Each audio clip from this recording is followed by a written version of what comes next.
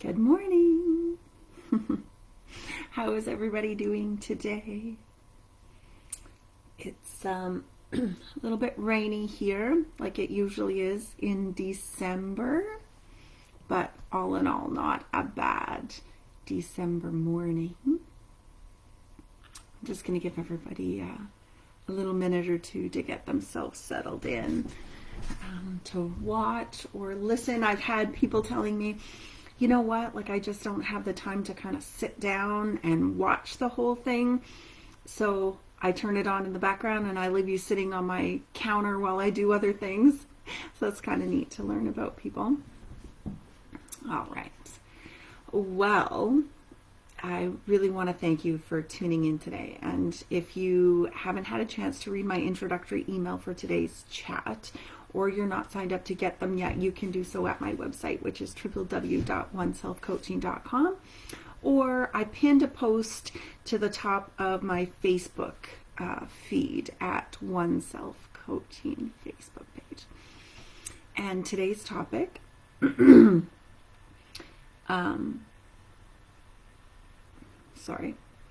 today's topic is about giving yourself permission to be yourself.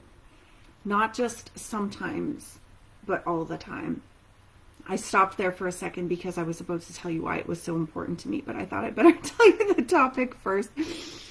Now, this is a really, really important topic for me because I do this thing that I think that most of us do, where I put on facades or masks or veils when I'm in certain circumstances. This isn't something that I enjoy doing. I find it extremely draining of energy, and I don't always feel authentic. And you know what? Like, I didn't come this far in life to be somebody else. And I'm learning to really love who I am, and I'm learning to love showing who I am to different people. So what I'm trying to do is integrate those different parts of me, those different masks and things, into oneself. And so that I can be integrated more as a whole and feel more authentic in my day-to-day experiences with myself and with other people. So we have all dealt with crappy stuff in our past, and this is going to range anything from horrific trauma and violence, frightening experiences, pardon me, all the way through to just crappy friendships and past partners in life. Having social interactions with people at different levels is kind of what makes the human experience so incredible. But not all of it is healthy. And so what we need to understand also about humans is that by nature, we're designed to keep ourselves safe at all times. And we have this super cool part of our brain that helps us regulate that. And it's so strong that it can even bypass thinking completely and physically move our bodies out of unsafe circumstances. And I mean, this is going to come in super handy if you should find yourself face to face with a saber-toothed tiger, or see a small child alone in the middle of a traffic-filled street. But in your own kitchen or in your own book/wine club, you know, at work, like it might be a lot, right? To bring the part of you that deals with saber-toothed tigers into those settings, right? It might be a lot. So unless we're aware of what's happening, our brain can be trying to keep us safe from things that we don't need to be kept safe from necessarily. And we're completely unaware of it because it's become ingrained in us as a sort of like a pattern of survival, so to speak. So what I'm here to talk about today are these really subtle choices and decisions that we're making to keep ourselves safe in our normal day-to-day circumstances. So as we grow and develop and learn, we're subconsciously always taking like mental and emotional notes about what does and doesn't work for us, or does and doesn't get us the behaviors that we, or the results, sorry, that we want in life. And we might even modify our behaviors to help us achieve our desired results, or to help us feel good, or to feel safe. So I do this thing where I absolutely must know the answer to all the questions. I have to have the solution to every issue, or at very least be able to find or create one. And if I'm able to do this, then I feel really safe and wanted and valued by those people around me. And that's one of our most basic human needs. I mean, right after food and shelter, humans need to feel loved, safe, and supported by other humans. Oh no. So there's a lot of underlying stuff happening in our bodies and minds that we're completely unaware of. And it's super easy to forget that we're making choices at times to continue behaviors that protected us, earlier in life. But those things may no longer be serving us. And when it's obvious that this is what's happening for one another, my hubby and I like to call it old tapes. Like you're playing an old tape here, babe. So think back to like a past relationship. Maybe it was intimate, or a work relationship, or a friendship that didn't really work out well for you. I am just garbling my words today. I'm sorry. Let me start that again. Think back to a past relationship or friendship or coworker relationship that maybe didn't work out well for you. And ask yourself what you may have learned from that experience that you're still carrying with you and using today. Because we're often playing our old tapes in new relationships and new circumstances. I mean, if you had a boss that would say, I need to talk to you in my office, and it always turned out to be something, unpleasant for you, and now you have a boss that says, hey, can I see you in my office for a quick sec?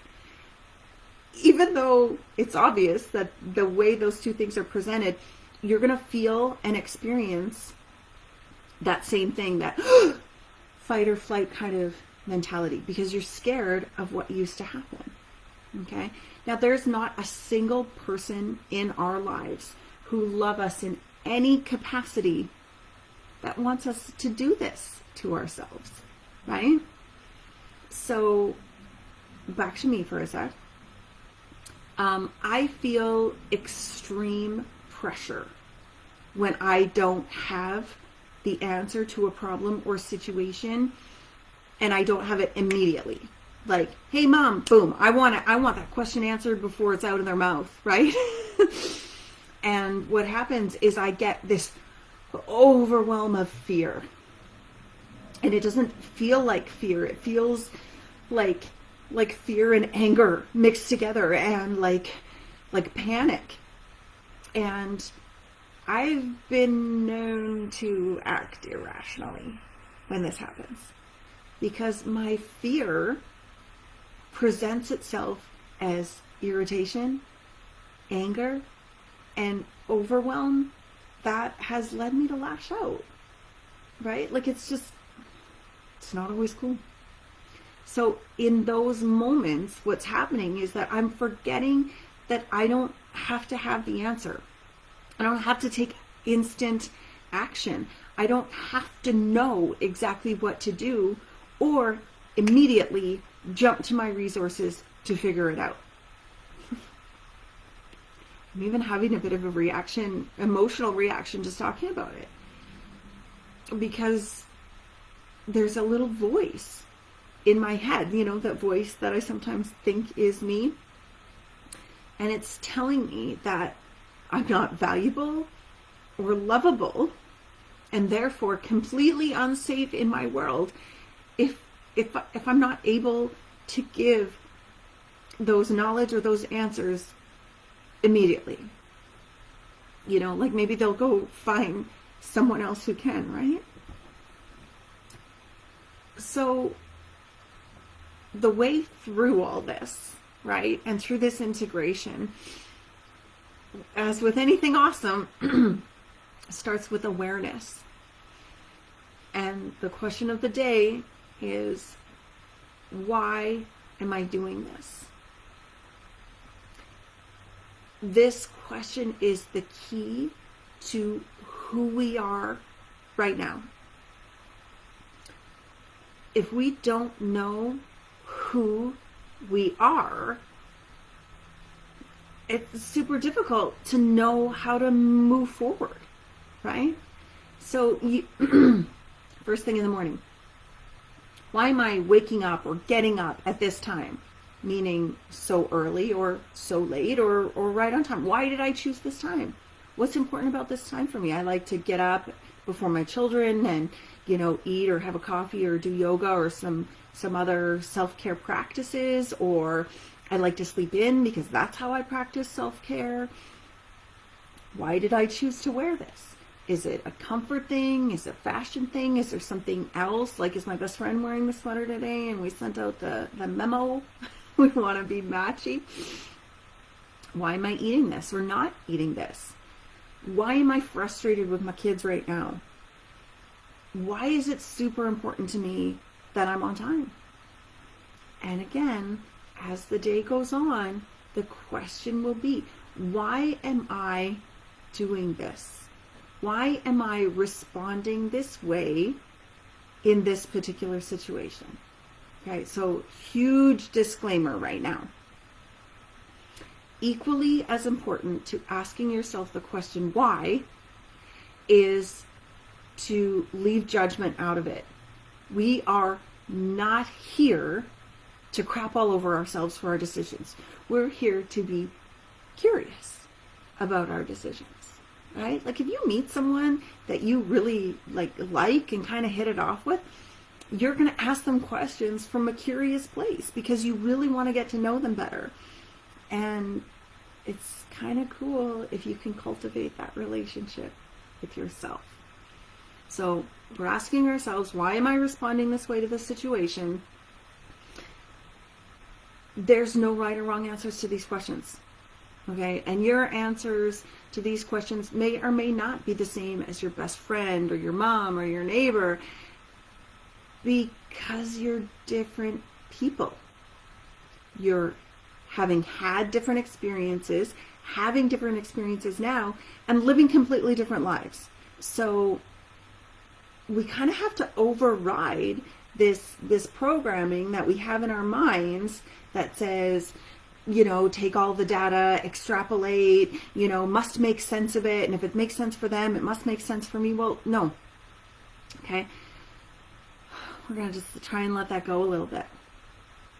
So I also do this thing where I have a hard time saying no to people that I care about when they ask me for something. And so the question to myself is, why am I overextending myself for this person? Or why am I giving them more than I have? And immediately my little brain says, well, because I love them, right? I love this person, so that's why I'm doing this.